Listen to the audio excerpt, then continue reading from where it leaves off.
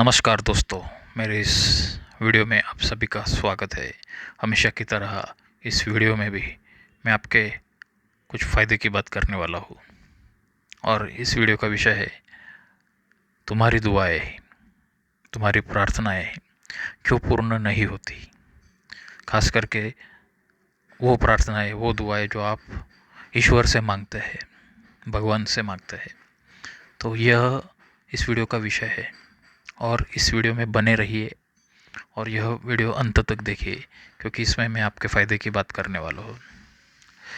तो दुनिया में नास्तिकों की तुलना में आस्तिकों की संख्या ज़्यादा है। आस्तिकों की संख्या ज़्यादा है और आस्तिक लोगों का यह एक विश्वास होता है कि परमेश्वर होता है, ईश्वर नाम की कोई चीज़ है, शक्ति है, अल्लाह है, देव है और वह उसके भक्तों की दुआएं पूर्ण करने का सामर्थ्य रखता है। उसमें वो सामर्थ्य है, ऐसा बिलीवर्स लोगों का कथन है। लेकिन यह प्रश्न भी बिलीवर लोगों को ही पड़ता है, जो मानने वाले लोग हैं आस्तिक, कि हम तो मानते हैं कि परमेश्वर है, हम भी मानते हैं, हमारे बाप दादा भी मानते थे, हम भी मान रहे हैं, लेकिन हमारी दुआएं कबूल नहीं होती, हमारी प्रार्थनाएं पूर्ण नहीं होती। हमने 100 बार दुआ की, 100 अलग अलग चीज़ें मांगी, तो उसमें से एक आध प्रार्थना पूरी हो जाती है। ऐसा यह आस्तिकों का अनुभव है। और जब वह यह प्रश्न उपस्थित करते हैं कि भैया देखो, हमारी दुआ क्यों कबूल नहीं होती, हमारी प्रार्थनाएं क्यों कबूल नहीं होती, तो इसका उत्तर नास्तिक एकदम सिंपल से देते थे कि कोई है ही नहीं उधर। भगवान तुम्हारी प्रार्थना क्यों नहीं सुनता, क्योंकि भगवान है ही नहीं, तो कई खाक सुनेगा। कोई अल्लाह, कोई ईश्वर, कोई भगवान है ही नहीं उधर जो आपकी प्रार्थना पूर्ण करेगा, दुआएं कबूल करेगा, तो कोई फ़ायदा ही नहीं प्रार्थना करके। ऐसा यह नास्तिकों का सीधा, सिंपल, लॉजिकल जवाब होता है। और आपको तो मालूम है कि श्रद्धा के क्षेत्र में, धर्म के क्षेत्र में लॉजिक को तवज्जो नहीं दिया जाता, ज़्यादा तवज्जो नहीं दिया जाता। ज़्यादा तवज्जो बिलीफ, श्रद्धा, इसको दिया जाता है। तो इसका उत्तर आप श्रद्धा के मार्ग से ही ढूंढेंगे तो अच्छा रहेगा। और इसका जवाब आप आस्तिकों ने ढूंढना चाहिए कि आखिर ऐसा क्यों होता है कि हमारी सभी दुआएं क्यों कबूल नहीं होती, क्यों प्रार्थनाएं कबूल नहीं होती। तो अगर यह सवाल मुझे पूछा जाए तो ना मैं नास्तिक हूँ ना मैं आस्तिक हूँ, मैं कभी कभी आस्तिक हूँ, मैं कभी कभी नास्तिक हूँ। ऐसा है मेरा अकीदा। अगर मुझको इस सवाल का प्रश्न पूछा जाए तो मैं कुछ ऐसे टिप्स दूंगा आपको इस वीडियो में, जो आपको मददगार साबित हो गए। लेकिन उसके लिए आपको यह वीडियो पूर्ण देखना पड़ेगा, क्योंकि इसमें आपके फ़ायदे की बात होने वाली है।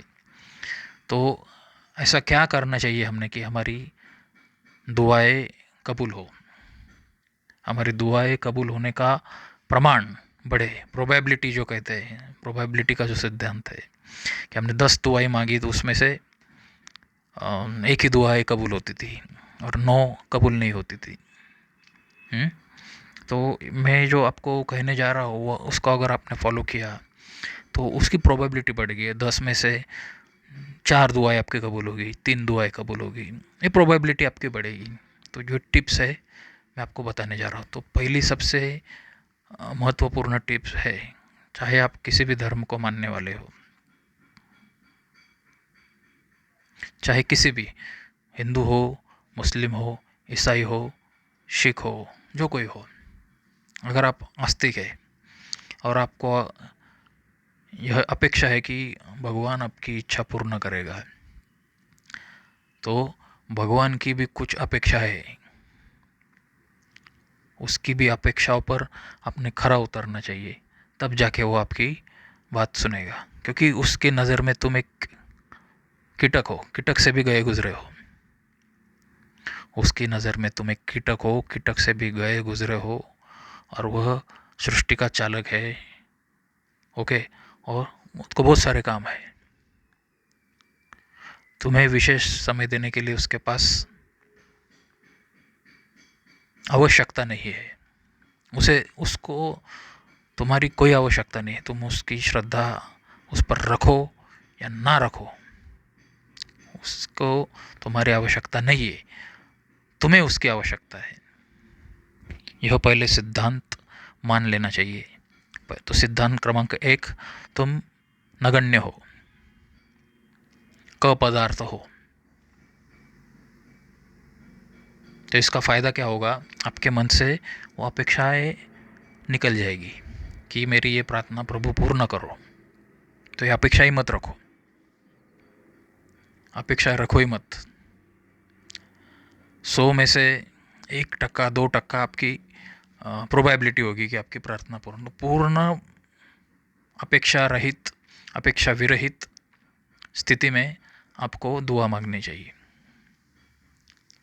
क्योंकि ये अपेक्षा जो है कि आपको ये होना चाहिए, प्रभु मेरा ये काम कर दो, अल्लाह मेरा ये काम कर दो, तो ये जो अपेक्षा है ना, ये तो शैतान का काम है। अपेक्षा जो होती है वो भगवान की तरफ से नहीं है, वो शैतान की तरफ से है। और शैतान और भगवान दुश्मन है, आप सबको मालूम है, अलग अलग फोर्सेस है। तो अपेक्षा विरहित होना यह पहली कसौटी है। मतलब ये आपको पूर्ण खातिरी होना चाहिए कि ये दुआ कबूल हुई तो हुई, नहीं तो नहीं हुई। ये पूर्ण भाव और पूर्ण तैयारी होनी चाहिए कि इसका आउटकम कुछ भी निकले तो मुझे मान्य होगा, ऐसा भाव होना चाहिए। अपेक्षा ही नहीं होनी चाहिए।